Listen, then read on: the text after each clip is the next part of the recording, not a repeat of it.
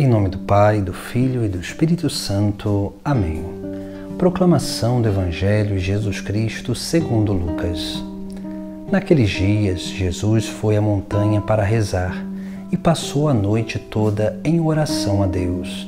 Ao amanhecer, chamou seus discípulos e escolheu 12 dentre eles, aos quais deu o nome de apóstolos: Simão, a quem pôs o nome de Pedro, e seu irmão André, Tiago e João, Filipe e Bartolomeu, Mateus e Tomé, Tiago, filho de Alfeu, e Simão, chamado Zelota, Judas, filho de Tiago, e Judas Iscariotes, aquele que se tornou traidor.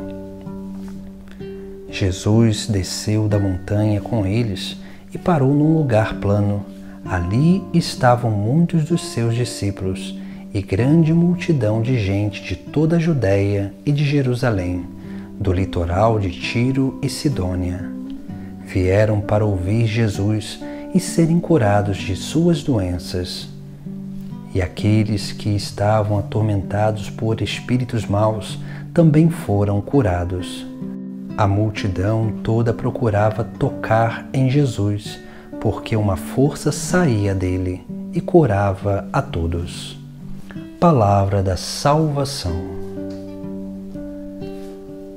Hoje, no Sagrado Evangelho, nós contemplamos esse chamamento dos discípulos, desses que Jesus impôs o nome de apóstolos. Apóstolo é uma palavra grega que significa enviados, ou seja, eles foram chamados para estar com Cristo, para no momento certo serem enviados para anunciar a Boa Nova. Por isso que Jesus Cristo, chamando esses discípulos, ele vai dar indicações e vai nos chamar a atenção também, através da vida deles, dessa missão, desse chamado missionário, aquilo que deve ser também a nossa grande missão de sermos missionários de Jesus Cristo. A primeira coisa no Evangelho nós recebemos do próprio Cristo, que é aquilo que é o seu exemplo, porque Jesus, quando chama os seus discípulos, chama para estar com Ele, para que esses discípulos aprendam com o seu exemplo. No início do Evangelho, nós vemos que o evangelista ele vai relatar que Jesus foi à montanha para rezar e passou a noite toda em oração. Ao amanhecer, chamou seus discípulos e escolheu 12 dentre eles. Veja que Jesus Cristo, antes de escolher os discípulos, antes de fazer esse chamado para depois enviar, ele vai para o monte, para a montanha para rezar. Essa é a atitude que nós precisamos ter, porque estar no monte significa estar na presença de Deus.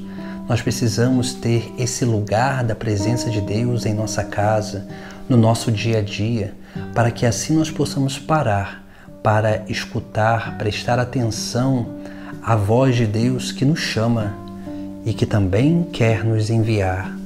Por isso que a primeira atitude que nós, como discípulos e missionários de Cristo, devemos ter é a atitude de aprender com Cristo a rezar, a dedicar tempo a Deus, porque nesse tempo que nós dedicamos a Deus é o momento que nós vamos nos abrindo a escutar a voz de Deus para entender o nosso chamado. Depois nós vemos que Jesus Cristo vai chamar esses 12 e o evangelista ele vai relatar o nome dos 12 e no último, que é Judas Iscariotes, ele vai dizer que esse que se tornou o traidor. Ou seja, Judas não foi chamado para trair, ele foi chamado para uma obra de fidelidade, mas ele escolheu trair, porque nós também precisamos ter essa consciência. Jesus Cristo nos conhece, Ele nos chama com a nossa própria limitação, mas Ele nos chama a uma experiência de intimidade, de fidelidade, de correspondência, de compromisso. E quando nós vamos aprendendo a viver essa experiência de compromisso, de intimidade, nós vamos cada vez mais nos comprometendo e nos entregando mais ainda a essa obra, a essa união com Deus. Mas quando falta fidelidade na nossa vida, infelizmente nós vamos desejando outras coisas. Nós começamos a instrumentalizar a obra de Deus para conseguir aquilo que a gente quer ou aquilo que possa ser objeto dos nossos prazeres ou das nossas satisfações. Por isso que nós precisamos ter esse cuidado para que a gente não se torne um traidor, não se torne um ganancioso, não se torne alguém que usa da obra de Deus para o seu próprio benefício.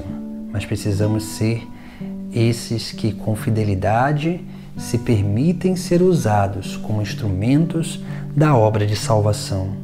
Depois de relatar o nome dos discípulos, o evangelista ele vai nos trazer outras coisas que são essenciais para a nossa missão.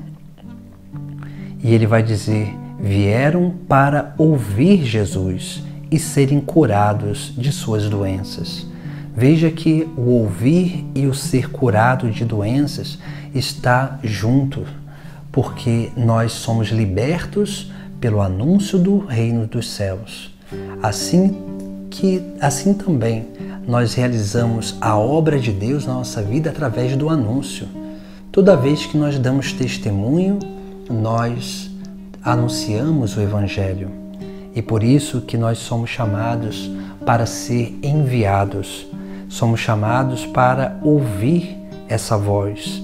E ouvindo essa voz, a palavra viva de Deus entra dentro de nós e vai repelindo as obras do demônio, as obras do mal. Vai repelindo o maligno da nossa vida, para que a graça habite em nós e ela possa cada vez mais ir nos santificando, ou seja, nos transformando no próprio Cristo. Por isso que é muito importante também na nossa vida sermos capazes de entender isso. A graça de Deus vem pela pregação, nos faz abrir o coração, a graça toca a nossa vida interior e vai curando essas doenças espirituais. Depois também o evangelista vai dizer: e aqueles que estavam atormentados por espíritos maus também foram curados. Ou seja, aqueles que eram atormentados por espíritos, pelos demônios, eles são curados porque eles se abrem a essa obra da graça divina. E por último, o evangelista diz: a multidão toda procurava tocar em Jesus, porque uma força saía dele e curava a todos.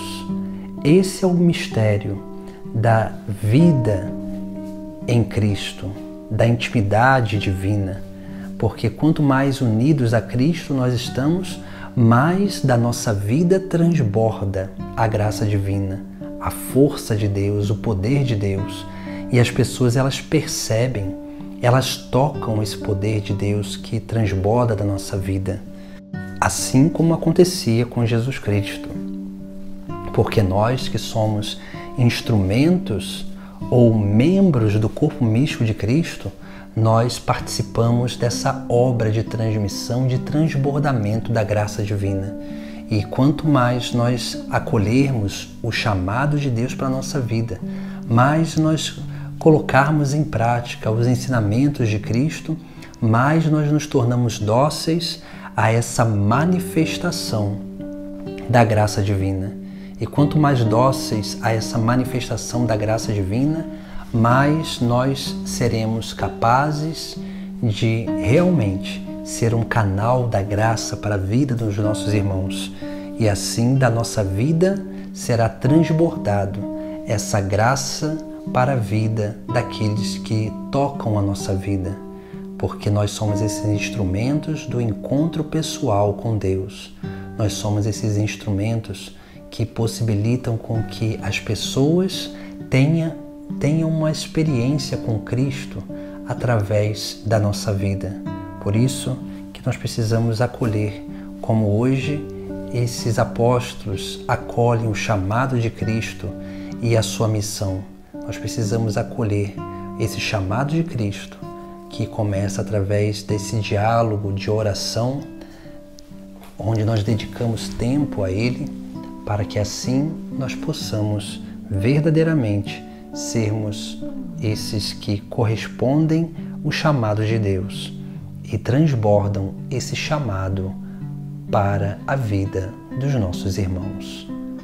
Em nome do Pai, do Filho e do Espírito Santo. Amém.